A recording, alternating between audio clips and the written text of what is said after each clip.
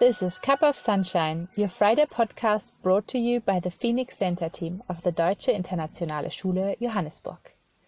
Welcome, I am Katja Fleck, the manager of the Phoenix Center. Today I would like to talk to you about interconnectedness, the principle of that we are all connected with each other. Surely one of the things we learned to understand very well through this pandemic. Today we are coming full circle with this final podcast episode for the year. This week's topic, I suppose, is the reason why we started this podcast in the first place. We are all connected, and in this we can hinder or help each other to become the human beings we are meant to be. And at the DSJ, it is our common purpose to help our learners to become individuals with strong personalities who act responsibly in this world for themselves and others. I was reminded to this while chatting to one of my teacher colleagues. Yes, these good old talks are back, even though with a certain distance and a mask, but yet they are very much appreciated as they are lived connections and reconnect us to our common purpose. We were discussing how to make sure COVID regulations are being followed at school with most vigilance by all our learners. For me, the answer lies in the conversation itself, by becoming aware of our interconnectedness. Let's first have a closer look at how we actually are all interconnected, and then see what implications this has for you, me, and our school community. The COVID-19 pandemic teaches us we are all interconnected, and what I do has an influence on you, and what you do has an effect on me. Apart from the virus, we learned during the pandemic to appreciate chains of production and transport, for example. If I want to have healthy greens in the fridge that I can feed my body and nurture it with nutritious food, I have to trust that a lot of people do their job properly, and ultimately, I have to trust nature itself. Let me unpack a little bit the path of our food. The journey begins with a farmer who has prepared the ground for seeds to be planted, hopefully a ground which we have not yet destroyed with pesticides, chemicals, or even farming. We have to trust that this year the rain is going to fall and the sun is going to shine as needed in order for our food to grow. When harvest comes, people need to carefully take the treasures of the earth to send them on their way with people of transport until they reach a supermarket around the corner from us.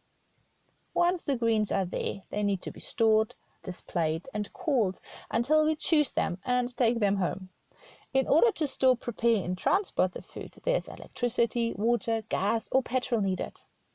You can continue to connect the dots yourself if you think about how you get money to buy the food and what else you need to transport, store, and finally prepare the food. This little example is very powerful and brings me back to the basic of what is really important. But I also notice an impulse of wanting to deny, belittle, or even ridicule what I have just said.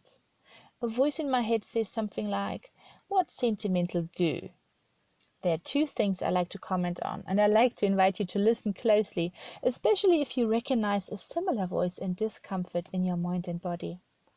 One, I get scared when realizing that a lot of things are actually not in my control. And I need to trust that other people will do things for me. That does not quite fit with the understanding that I have been taught that I am the master of my own destiny. 2. I feel guilty when becoming aware of how many occasions are there when I don't honor that we are all interconnected. Both emotions together are so uncomfortable that I rather turn my head and don't look at this. Okay, let's take a deep breath at this point before we continue. Let's recognize how we feel about this. Whatever is here, that's okay. And now let me tell you, there's also hope and there's a promise in this principle of interconnectedness. We are in this together. We are not alone. I am because you are. This is a well-known expression in South Africa. Ubuntu speaks of humanity and compassion. If we start looking, the wisdom and comfort which underlie the principle of interconnectedness become apparent.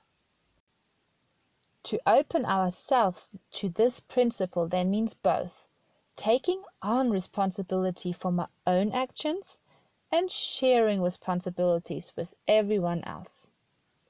What does this mean for a school context? If there is a conflict, for example, it affects the people who are directly involved, but it also concerns people around the two parties, or however many are involved. Whether I move away from a situation or I want to do something about it, it is likely that I as well experience emotions and I feel moved to one of the two directions, towards or away from the situation. Either reaction might help to solve the conflict or not. It might also further escalate it. An escalated form of conflict is bullying. It does not happen in a vacuum. It happens within a system. Is a bullying a symptom of the classroom atmosphere or dynamic? How is a system like a school, family structure, or society influencing the behavior? That means to just address the person doing the bullying or only the person being bullied can never be the only action which is taken. We need to address the system as well. Parenting does not happen in a vacuum either. We are all influenced by the cultural, societal, and generational norms and values of the time we live in. We are influenced by the Zeitgeist, the thinking of our time. For example, if it is seen as desirable to have a child learn math already in kindergarten, or do robotics or languages to be fit for the future, it will be difficult to distance ourselves from it and take a different route. But we need to reflect and have a closer look at what society seems to promote.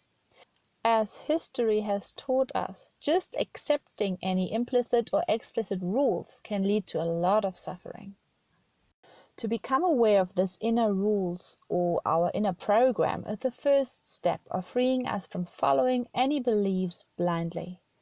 We can then consider which of these beliefs are in line with our core values, our inner moral compass, which guides us in looking after ourselves, but also our fellow human beings and the world as a whole.